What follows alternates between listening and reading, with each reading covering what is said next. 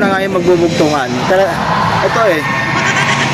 Dahil sasagutin mo to hanggang 2 beses. Pag ikaw na tumama kahit isang beses, meron ka 50. Yan.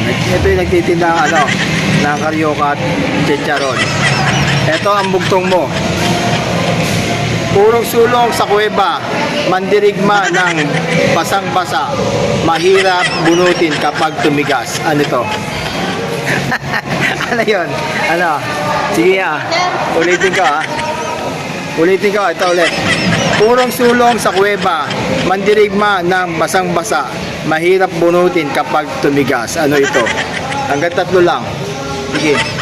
Hanggang 3, tulaan mo. At meron kang premyo. Kahit isang beses lang ang kasagot. 2 bugtungan to eh. Yan, hulaan mo. Kahit ano. Sige, mangula ka.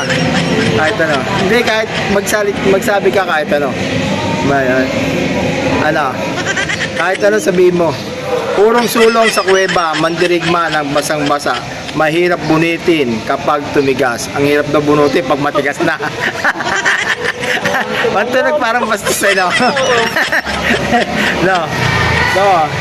Purong sulong, ha? Ano, yung nasa isip mo? Ano? Sige, sabihin mo, ano? Ano? Ano, hindi ha? Hindi nakakaya. Ano ha? Sige, sabihin mo. Purong sulong sa kuweba, mandirigma ng basang-basa, mahirap bunutin kapag tumigas. Mahirap na bunutin pag tumigas na. Ano? Sige nga, ate. Dali. Ano? Kahit ano? Sige, ano yun? Ano? Kabastusan yan. Hindi, ano nga, kahit pwede naman eh, basta makasagot ka lang. Purong sulong sa kuweba, mandirigma sa basang-basa, mahirap bunutin kapag tumigas na. Ano? Ano daw? Sige, ano? Utin daw.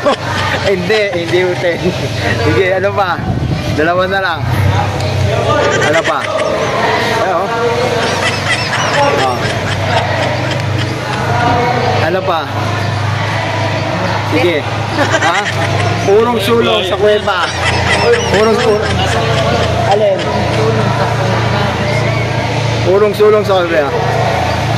Sa kuweba, mandirigma, basang-basa, mahirap bunutin kapag tumigas na. Siret. Siret na. Siret. Sipon. Ang tamang sagot doon, sipon. Yan. Yo, sipon. Purong sulong eh. Sige.